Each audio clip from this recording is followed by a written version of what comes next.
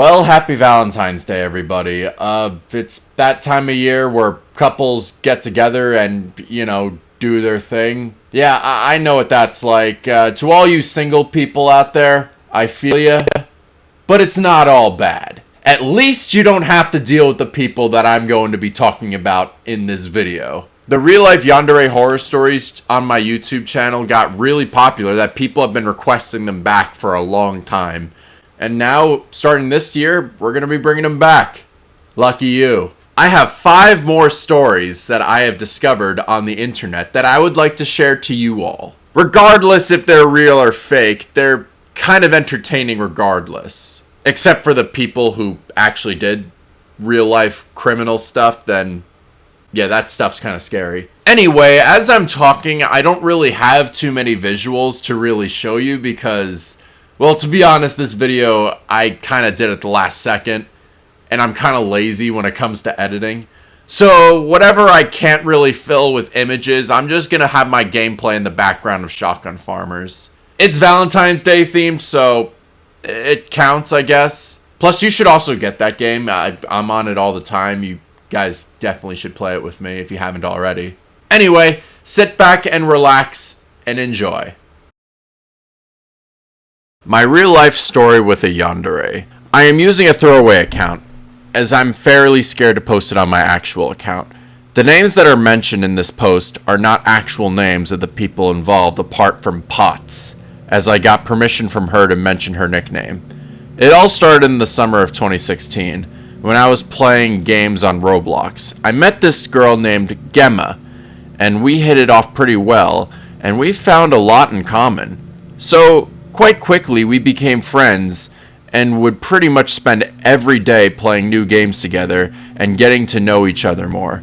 I enjoyed spending time with her, and so did she. However, one of the first red flags was in September when I managed to break my hand and was in a splint. It was a pretty stupid story on how I broke it, so that's a story for another day.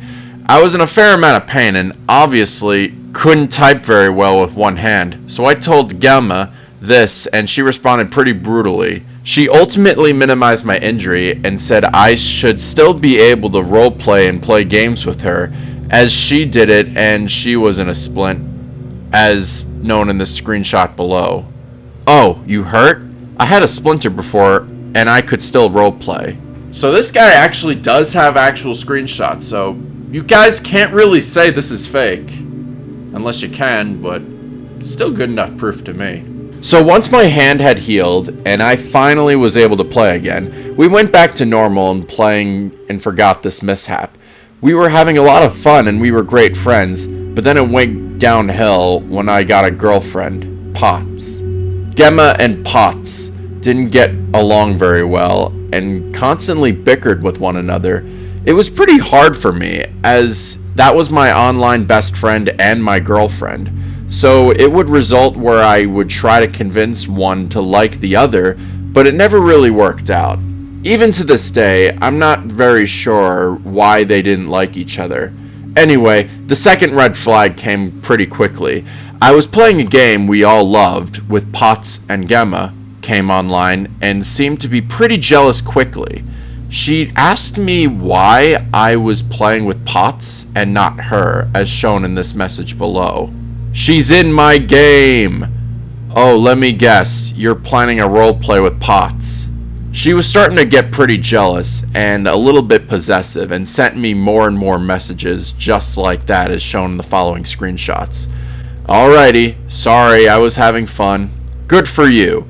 Yeah, I'm going today, so bye. Then roleplay with me for a whole day. Fine, I'm going in a game. Wanna play? Wanna play? Wanna play? Come on, you said you'll be on. Wanna play? Wanna play? Wanna play? Wanna play? Wanna play? Then we started getting into a lot more arguments, and this is where it starts to get a lot weirder. I'm pretty bad at explaining, but pretty much all the arguments stated she was jealous of me hanging out with Potts more than her. Until I decided I needed a break from Roblox and I decided to quit, and this, oh boy, this is where her true colors came out. Message after message, she would spam me with hate and how I was horrible and promised I would never leave. You're leaving me? After all we've been through, You chose to leave me behind. Oh, yeah, you said you'd leave me. I thought you would stay, but no, you chose to leave. You're just like my old friend. You even out there? Answer me. You've been gone for weeks. You better be back before Halloween. Please come back. I really miss you. Answer me. Fine, don't answer me. Stop ignoring me. OMG, stop. You're making me ignoring. Stop ignoring me. Jesus Christ, this is difficult to read. Obviously, if this is real, this girl probably has a lot of problems.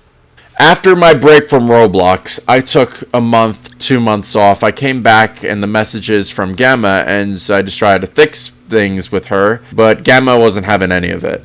It makes me mad and sad now that you're never on and replying after like a week and makes a diss and pointed. Not gonna respond, fine. I can do that too. Yeah, thanks for leaving for weeks and days. I am online, but I go when it says you're not online. Just leave me alone for a bit. I don't hate you, I'm just disappointed. She and I were still arguing with one another and she lashed out again. Most of the arguments is not here and I had some personal info on it. Yes, that does happen to you and think this is fine. None of this is fine. I hurt you and you hurt me. Arguments do happen, but this will haunt me. I'm sorry. If you hate me that much, I'll die. I didn't want any of this. I said I'm sorry if you hate me. I just said I can't live without you. I didn't want to cause pain. I'll drown myself in my sorrow. After many of these arguments, I eventually snapped and got my girlfriend at the time involved. I created a group chat with her, Gamma, and I in it, and Gamma thought about her and her relationship, and this was concerning. You thought I was your girlfriend? No. Potts and I broke up, and we decided it'd be better for the both of us. And with Gamma acting this way, she was to Potts, I wasn't particularly surprised. However, her and I remained friends, and still are to this day. On the other hand, Gamma and I were not on speaking terms. I decided to unfriend her and thought it was just that.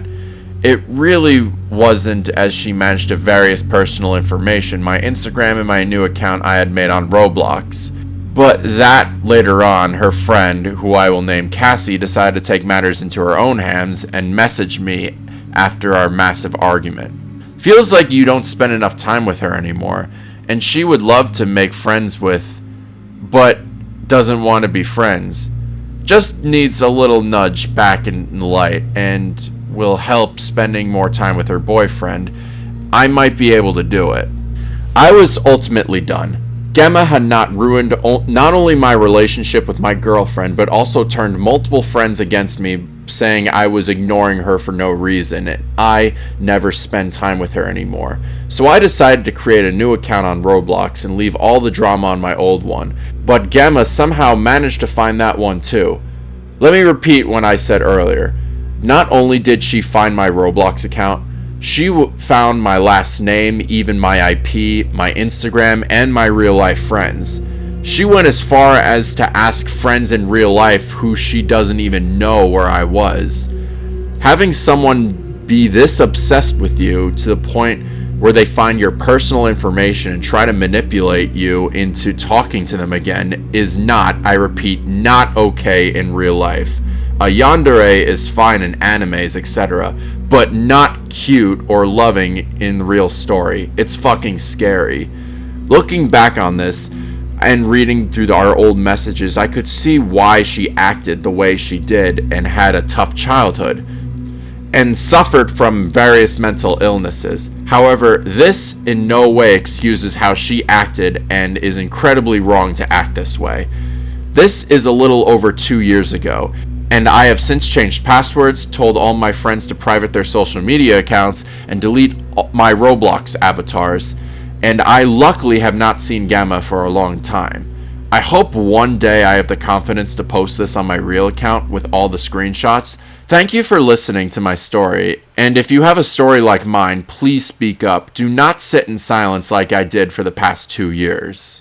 Yeah, I can definitely see that this is a believable story. I honestly feel so bad for this guy. So many people in my comment section keep saying that they do want a real life Yandere girlfriend, and trust me, you don't.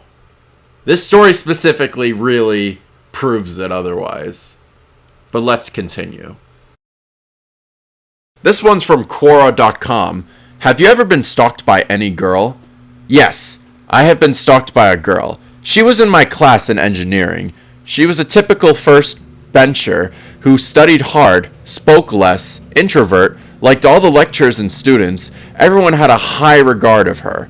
Whereas I was a last bencher, quite naughty in class, extrovert, and friendly with people. Yet I was very good at my studies and very focused about my goals in life. I made up for my mind to become an IAS, Indian Administrative Service Officer, when I was at school and made constant efforts like reading the Hindu newspaper daily, making notes of insert textbooks, studying prescribed books, etc., to achieve my goals right from class 11. Once in a class during our first year engineering, our lecturer asked each of us about our goals. Since I was quite vocal and took pride becoming a civil servant, I spoke lengths about my goal of becoming an IAS officer. Unfortunately for me, she too had the same goal. I had never spoken to her in person. I just knew she had a typical first bencher who studied well. Third year of my engineering, some of my friends and I started a club for science enthusiasts in college, and were looking for members who were interested in joining the club. Then a mutual friend, who was a fellow founder of the club, spoke to me about getting her into the club. Without giving much thought about it, I agreed since she was good at studies. This led me to know her. Though I never noticed her much, being in the same club gave me a chance to interact, and I got to know she was an IAS aspirant too. I used to give her tips about the studies for the same. That was the limit for my interaction with her. I thought of her as a dedicated student and a good friend. That's about it. Never did I try to go an extra mile with her. I had my own last benches group with whom I used to hang out with, both guys and girls. Never told her or involved her with any of my personal stuff, or things that would make her feel like I was interested in her, like chatting for long hours or going to the movies or typical dating stuff. My interaction with her was limited to discussing about our club, IAS things, and our friendly conversation. It was the last day of college, too. She came to near my room and gifted me an edited, swapped my face with movie stars who had played a role in the IAS officer in the movie photo frame. I thought it was a great gift, though badly edited, and thanked her for it. I went back to my room and took my afternoon nap. When I woke up, I was in the same shock. I had received 60 plus WhatsApp messages from her number. She had narrated how she had a crush on me for initial days of college, and how her liking for me increased when she got to know our common goals. Everything described in our details about various incidents. I thought it was great of her to remember things in detail, but I made very clear that I had no such interest in her, and she was a good friend. In fact, I thought of her as a sister. She gave that sisterly vibes, like never bunking class, always sitting in the first bench listening to the lecture intently.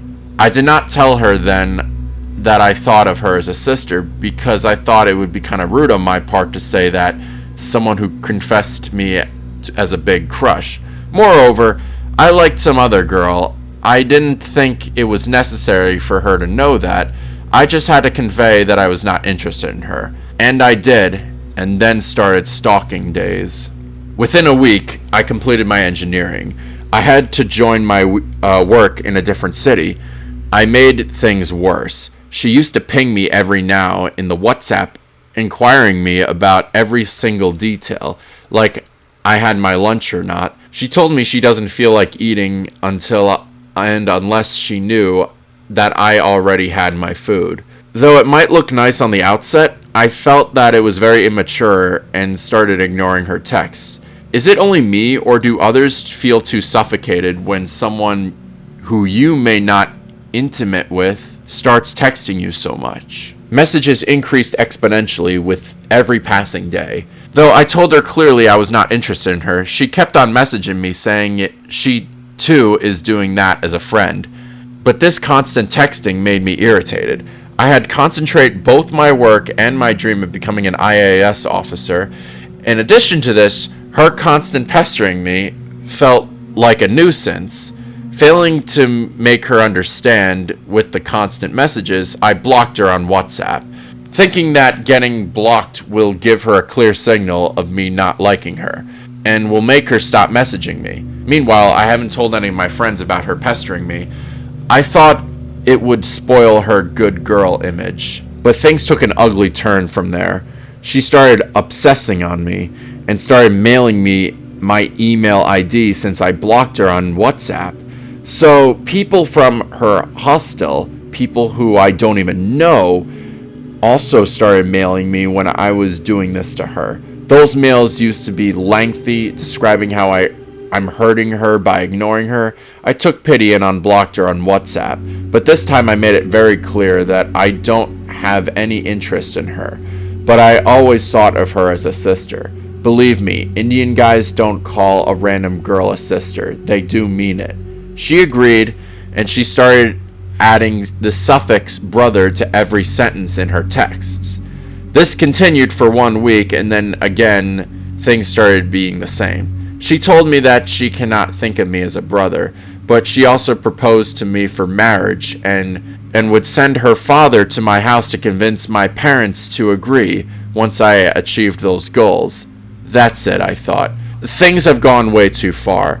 I thought I had to put an end to this. I told her sternly that things are taking a wrong turn here. I don't want you messaging me and disturbing me, and wanted to be left alone. I blocked her again. This did not stop her, though, where it started feeling like emotional harassment to me. She started calling me from different numbers and texting me from those numbers. Till now, I have blocked more than 20 numbers of hers. She had texted me from her parents' numbers, friends' numbers, and bought many SIM cards too. Some of her friends, who I don't even know personally, texted me that I was being very cruel to her and I should unblock her, and listened to her once. Once I unblock her, I used to get the same old, "Do you really not like me? I'll send my parents to your house to talk about marriage." No matter how much I told her that I don't like, things did not change. Although this was excruciatingly painful for me emotionally, I had enough of this and started informing some of our mutual friends about this. They initially denied it, telling that a good girl of her stature could not do such a thing. I had to show some of the screenshots of proof, only then they started believing. They too started convincing her to leave me alone, but it was all in vain. I blocked her several times, convinced by her friends that she has to move on and would not stalk me anymore. But in the end, it would again come down to, "Do you really not like me?" I had enough of it. I would give her chances to reform her ways, then ended up getting abused by how stone-hearted I am, how insensible I am, etc., etc. The constant mental abuse had a toll on me. Some of the effects were, I started fearing girls, especially introvert girls. One cannot say what they are thinking inside their mind, though I know all girls are not the same. I find it difficult to talk to a girl openly now. My studies started deteriorating.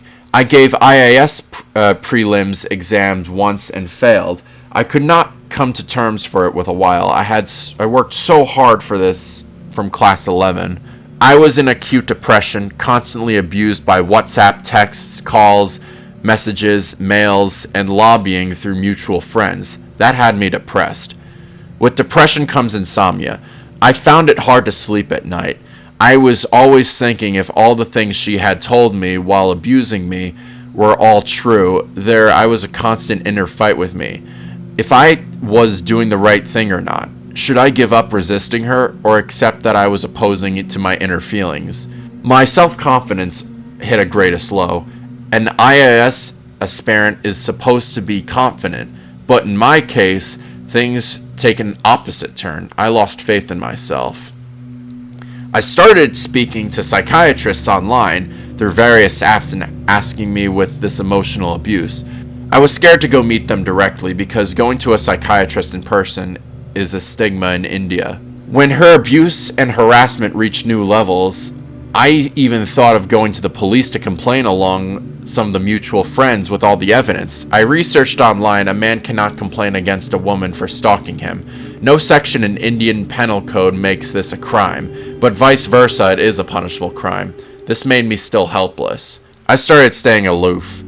I no longer derive pleasure in doing things when I used to enjoy earlier. I started avoiding social gatherings. I started becoming an introvert. I kept in touch with only a bunch of close friends. I started fearing calls from unknown numbers, thinking it was her calling from unknown numbers just to irritate me again. I don't pick calls from unknown numbers, that is, from caller ID. Meanwhile, I had left my job after a year and 3 months to prepare an IAS exam exclusively. My failure in my first attempt and disappointment in my parents and my brother, I had no courage to tell my parents about this incident. I fear that it would lead to their obedient son fail to achieve their dreams for some small problem caused by a stupid girl. When I shared this entire story with some of my close friends, they started to saying that I was lucky that a girl herself was stalking me. When the normalcy of a guy to stalk a girl, they made fun of me. They all took it as a joke and realizing how disturbing it was for me mentally and emotionally. There were some positives that I could take out of this entire episode, which lasted for more than 2 years. I started to have great respect to girls who get stalked by guys.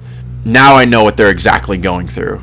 A little stalking might be okay with anyone, but if it reaches to a dangerous level, it is not okay at all. I always thought of me as not so emotionally being. This whole episode brought out a different side of me. I now know exactly I am and what exactly I need to do from life, and more clearly what I need to do, whom I don't need. Since I have been a victim of depression for almost 2 years, can empathize with my friends and family who are suffering from depression. I can make special efforts to talk to my friends who are going through a depression. I support them saying it's just like some other disease and that they should go talk to a doctor. I make sure that they never ever feel lonely. I realize that not all silent and decent looking girls are actually good, and not all outgoing and extrovert guys are bad. I don't judge people quickly now. Recently, I shared this whole episode with my brother, who asked me, is it with me and not picking calls from unknown numbers? He was very supportive. He told me that I did a good thing by sharing this episode with him and some of my friends. He told me that it's good and I should keep friends informed about some of these developments. There is a dire need on making some Indian laws gender neutral. I have nothing against feminists, nor am I a misogynist. I also believe laws should protect everyone equally. When laws are gender neutral, only then they could bring harmony in society. I still get messages. After blocking, messages will be received, and I get notifications of messages from the blocked contact from her that she has moved on and I should forgive her and should feel normal to her again. I have forgiven her, but I don't think I'll make the same mistake of trusting her again and start becoming friends with her. I just don't need it. I still get abusive messages that I am hurting, and still, I just tell her to fuck off. Yes, I used it translate to get lost only 2.5 years after the drama, and leave me alone. I just don't care. I feel it was necessary for me to share this because stalking is not okay at all. A girl and a guy who undergoes it, when crossed a limit, it has to be a capacity to disrupt your life. I request all of you to not stalk anyone ever. P.S. I'm giving my second attempt at IAS this June 3rd of 2018. Please wish me luck and keep me in your prayers. Thank you for this opportunity. Wow, I honestly, that guy went full detail about that. I please bless this guy. He honestly does not deserve what he went through. That honestly is pretty scary. And pretty depressing at the same time.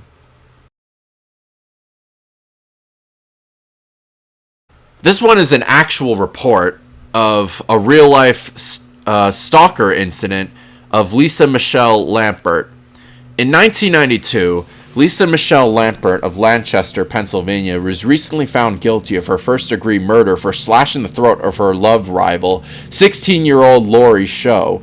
Lampert's classmate, Tabitha Buck, and her ex-boyfriend, Lawrence Butch, Yukon was also involved in the murder. 1 year earlier, Lampert had been pregnant with Youngshin's child when he started dating Sho. The 19-year-old Lampert was obsessively jealous with Sho and began showing up at her work as well as telling witnesses that she was out to hurt Lori. On December 20th, 1991, Yukon dropped off Lampert and Buck at Sho's home. The girls entered the house and together they stabbed Lori several times, causing a 13-centimeter, 5-inch gash to her throat, a punctual lung, several wounds to the head, and her defensive wounds. Sho's body was discovered by her mother. During a trial, a letter Lampert wrote to her ex-boyfriend was shown. It stated, "I know I'm not an angel, but Lawrence, I never go mad enough to kill." Lampert and Buck were sentenced to life in prison without parole. Yukon received a lesser sentence for his testimony and was released in 2003. Okay, so this one went from stalking to flat-out murder. I don't know why I put the two and two together, or why I put these two articles related to Yandere.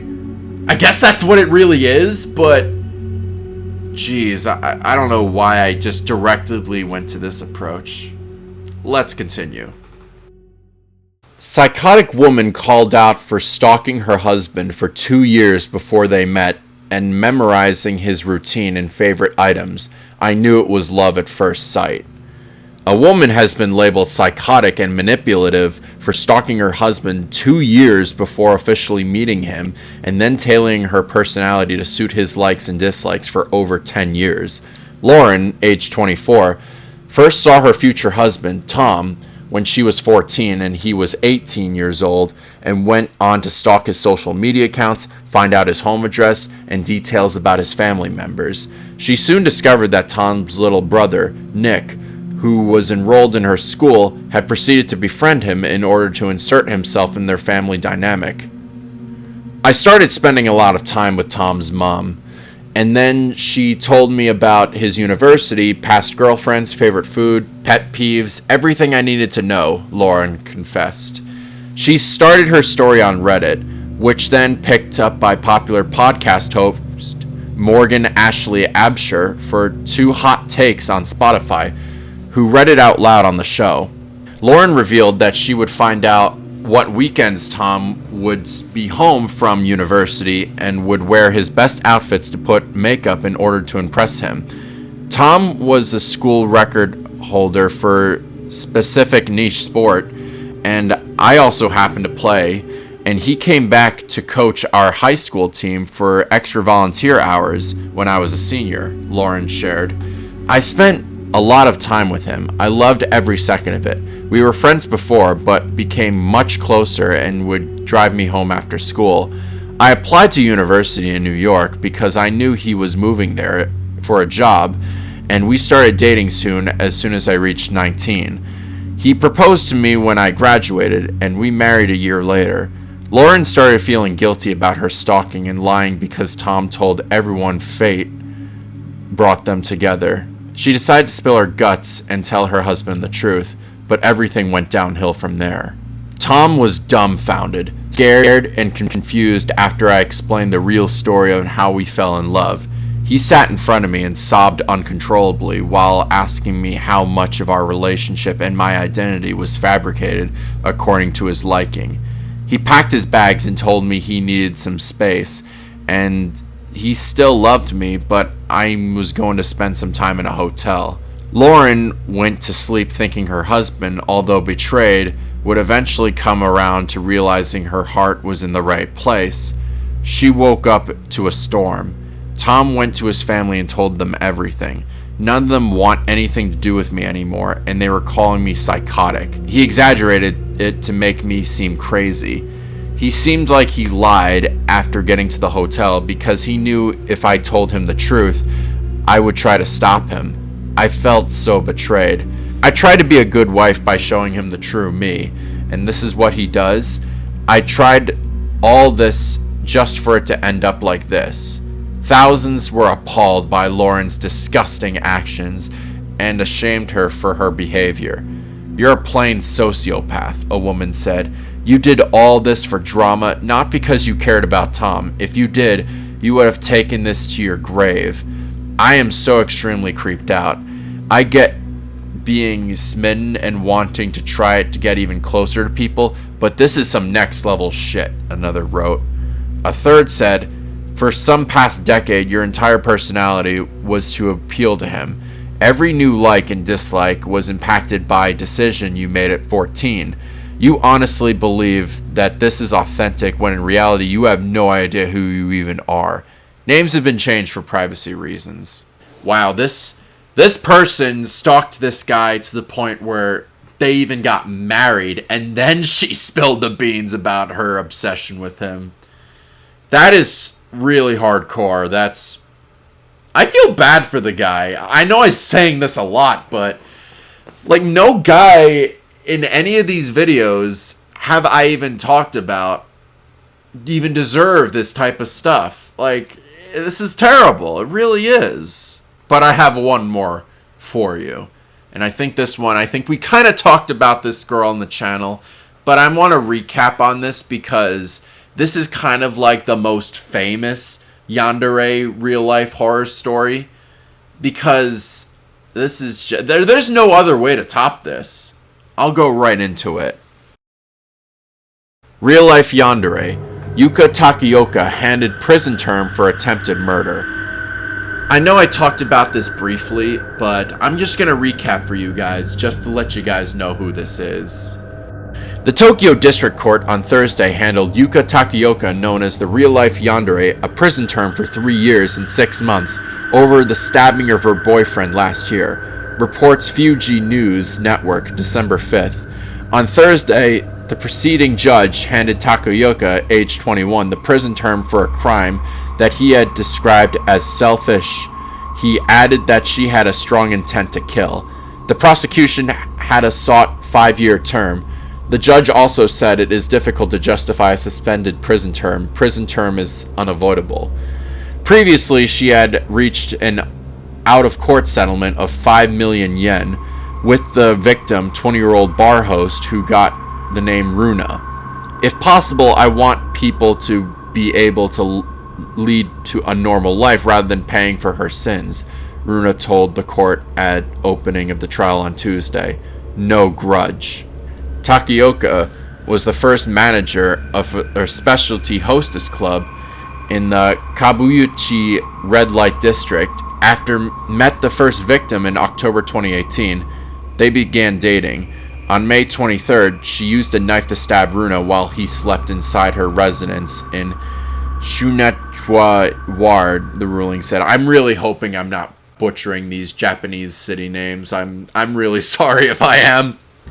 Officers arriving at the scene at around 4:00 p.m. the day they found Takeoka sitting on the floor of her building's lobby, hands and legs covered in blood. In one image emerged online, she simultaneously talked to the telephone and smoked cigarettes with Runa. His abdomen was sliced open, collapsed behind a top from a blood-smeared floor. He was later transported to a hospital. The victim later said he held no grudge against Takeoka. After her arrest on suspicion of attempted murder the same day, she said, "Since I loved him so much, I just couldn't help it," she said. "After killing him, I, too, wanted to die." Takeoka then became a social media sensation. Users found Takeoka's appearance and alleged actions highly compelling. Yandere. One reason for Takeoka's personality online is rooted in the idea that she is such a real-life incarnation of a Yandere character from the world of anime. Such a character, typically female, turns into homicidal violence in pursuit of love. After the opening of the trial on Tuesday, Takeoka admitted to the allegations. A memorandum written of her mobile telephone was read into the court record. "I want to be a tragic heroine. How is this possible for him to look at a woman other than me? I know killing him is for the best. If I kill him, it would be eternal, and there would be no pain after. I don't need anything other than you." As the judge read the ruling on Thursday, Takayoko listened carefully. However, her shoulders began to quiver and started sobbing. How the hell did this bitch get 3 years? Like, she tried to kill someone. Not only that, like, I don't know how the court rulings or the laws in Japan work, but if there's an attempted murder, she probably should be sentenced for a lot longer than 3 years. Just saying. And another thing, how the hell are people simping over this girl? Like, people all over the world are, like, praising her for trying to kill someone. And they thought that's attractive. I don't know why both men and women, like, simp over criminals. Like, that's just not cool. That's just no good. But, yeah, that was kind of a doozy. I found these articles at last second, but I hope you guys do enjoy. I will be spending some time with my fiance, who is definitely not a yandere, and will definitely not try to murder me in my sleep. This is all a joke, by the way. I love her very much. Thank you all so much for watching. I'll see you all next time. Have a good night, everybody.